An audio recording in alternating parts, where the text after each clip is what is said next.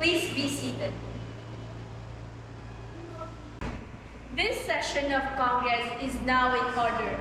We are gathered here today to deliberate the Senate Bill number 438, otherwise known as the Rizal Bill, authored by the distinguished Senator Claro M. Recto.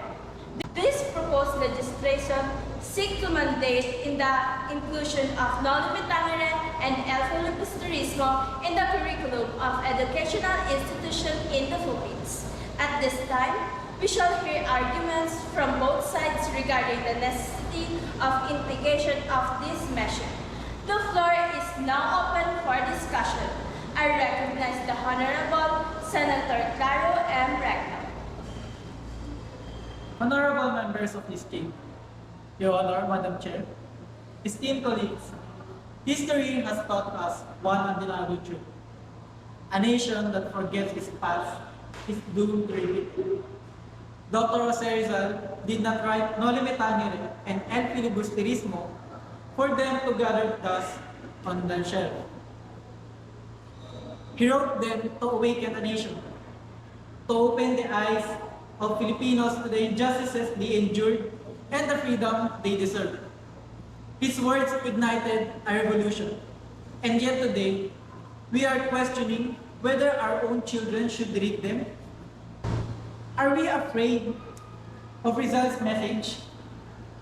Are we willing to deprive the next generation of the knowledge that once gave our ancestors the courage to stand up and fight? To deny our youth the chance to learn from Rizal is to rob them of their own identity. This is not just about education. It is about national survival. A Filipino who does not know Rizal is like a tree without roots, easily swayed, easily broken. Let us not be the generation that allowed history to fade into silence. I stand before you today not just as a senator, but as a Filipino who believes that patriotism must be nurtured in every classroom, in every young mind, in every beating heart of this nation. Let us pass the Rizal Bill, not just as a legal mandate, but as a moral duty to our people and to our future.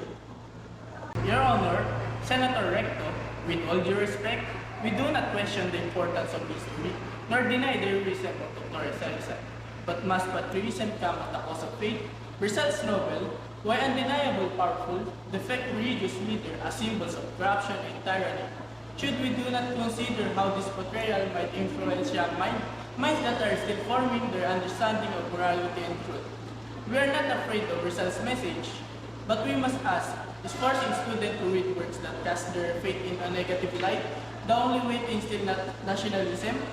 Can patriotism not be taught without undermining the very institution that has guided our people's moral compass for centuries?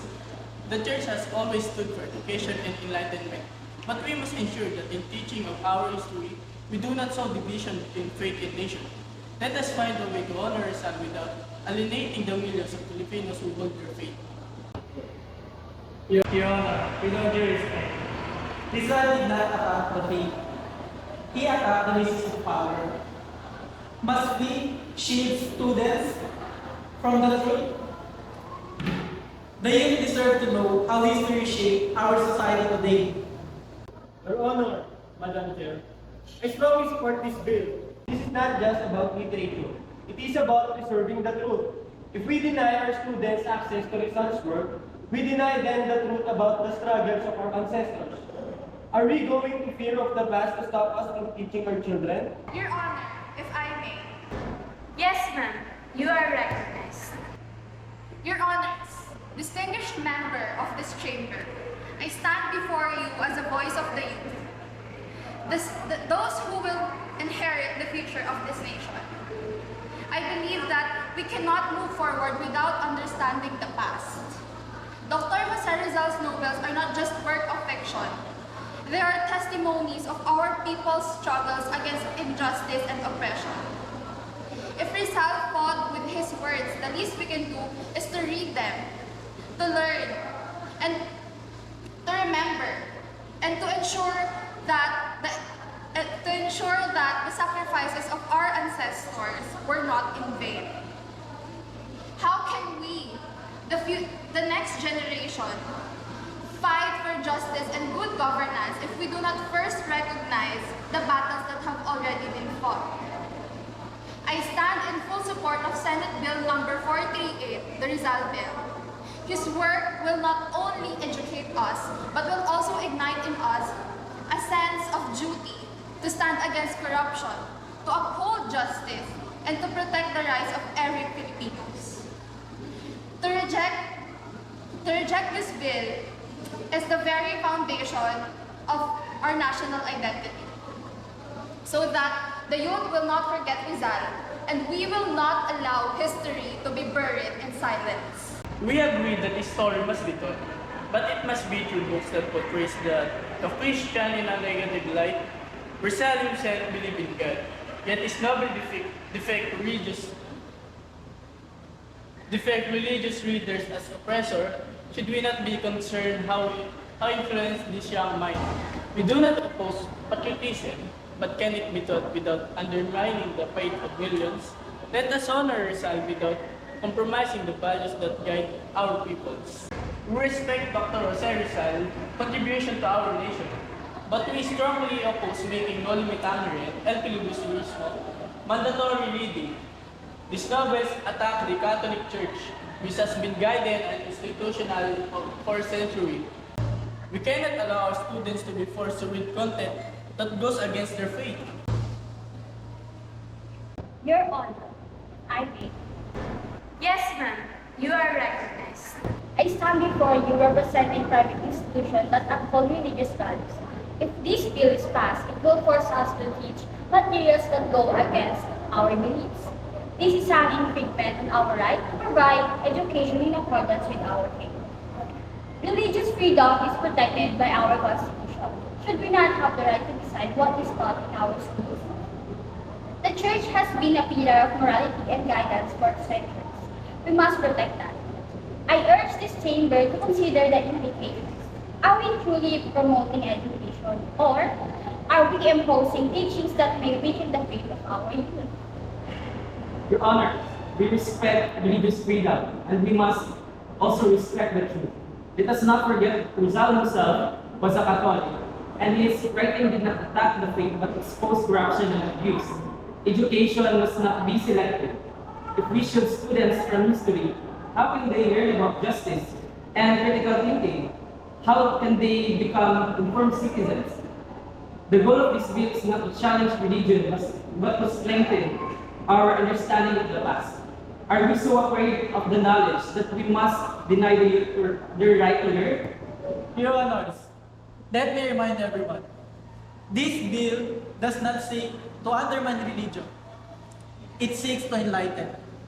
Our youth deserve to know why Rizal fought and died for this country. To deny them this education is to deny them their heritage. Patriotism is not blind loyalty. It is understanding our history and learning from it. If we truly want a nation built on justice and progress, we must give our students the knowledge to make that possible. This chamber has heard both sides of the argument. After a thorough deliberation and recognition of the need to preserve both education and religious freedom, the Rizal Bill has shown become law as Republic Act number 1425, an act to include in the curricula of all public and private schools, colleges, and universities courses on the life, works, and writings of Jose Rizal. Particularly, his novel, No Limitangere and El Filibusterismo, authorizing the printing and distribution and for other purposes. While we recognize the importance of Rizal's works in shaping on our nation identity, we must also uphold the fundamental right to religious freedom. Therefore, exemptions shall be granted where necessary, ensuring that the law respects both educational advancement and the diverse beliefs of our people. This session is adjourned.